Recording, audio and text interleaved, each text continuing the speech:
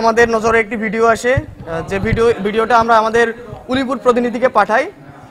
উলিপুর প্রতিনিধি নাইম সে যাচাই করে জানতে পারে যে সাপটা এখনো বেঁচে আছে, এই বার্মিজ পাইথন অজগরটা। তারপরে সে আসলে রওনা দেয়। এটি হচ্ছে উলিপুরের বেগমগঞ্জ ইউনিয়নের একটি চর থেকে পাওয়া যায়। সেখানে স্থানীয় মানুষেরা জালে পায়, চায়না দুয়ারি জালের ভিতরে মাছ খেতে হয়তো বা ঢুকছিল সাপটা। সেখান থেকে সাপটাকে ধরার পরে তারা নিয়ে যাওয়ার পরে আসলে উল্লাস করে করে মারতে থাকে। মারার পরে এক পর্যায়ে এই সাপটা 8 থেকে 10 হাত বদল হয়। হাত বদলের পরে যে এলাকায় যায় সে এলাকাতে ওইভাবে রেখে দেয়। সেখানে হচ্ছে যে সাপটা ওইভাবে থাকে। যে ছোট ছেলেপেলে ছিল তারা মারতেছিল। তো আমাদের রেস্কিউয়ার যখন যায়, রেস্কিউয়ার যাওয়ার পর ওইখানে একজন সেনা সদস্যের সহযোগিতায় সাপটা উদ্ধার করার পর সে উলিপুরে নিয়ে আসে।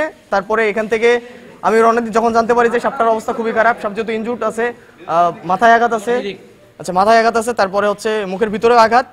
তো যার কারণে মূলত আমি যাই গতকাল রাতে যাওয়ার পরে আমরা নিয়ে আসার পরে রংপুর চিড়িয়াখানার যে জু অফিসার ভেট শাহাদত আঙ্কেল, ওনার কাছে নিয়ে যায়, ওনার প্রাইভেট চেম্বারে। উনি সাপটাকে দেখার পরে প্রাথমিক যে ট্রিটমেন্টটা দেওয়ার দরকার সেই ট্রিটমেন্টটা দেওয়া হয়। দেওয়ার পরে আসলে এই সাপটা আমরা কালকে দেখি যে মাথায় প্রচুর আঘাত পায় এবং মুখের ভিতরে অনেক বেশি ক্ষত আছে, দাঁতগুলো ভেঙে গেছে। তো দীর্ঘদিন তার ট্রিটমেন্ট চালাইতে হবে।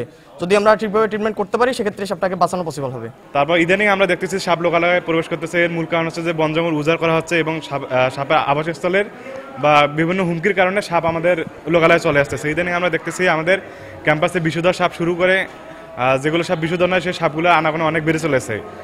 তা আমাদের সর্বপ্রথম উচিত হচ্ছে যে সাপের আবাসস্থলকে যদি হুমকির মুখে না পড়ে এবং সাপকে মেরে না ফেলে সাপকে রেস্কিউ করে আমরা সাপের জন্য যে জায়গাটা উপকারী সেই জায়গাটায় রেখে দিতে পারি। হয়েছিল জিএল ভবনের সামনে, তো সেই সাপকে আবার রেস্কিউ করে ভিতরের দিকে কারমাইকেলে ছেড়ে দেওয়া হয়েছে। হ্যাঁ, সাপ পরিবেশের জন্য অবশ্যই উপকারী, সেজন্য আমাদের সাপ না মেরে ফেলে তাদেরকে মানে রেস্কিউ করে ভালো হয়েছে। এখন ভালোভাবে ওটার ট্রিটমেন্ট নিয়ে ওটাকে ছেড়ে দেওয়া উচিত। এটাও একটা পরিবেশের অংশ, আর পরিবেশের জন্য আমাদের প্রত্যেকটা প্রাণী উপকারী। কোনো না কোনোভাবে এরা আমাদের মানে দৈনন্দিন জীবনে ভূমিকা রাখে, সেজন্য আমাদের সাপ মেরে ফেলা উচিত না।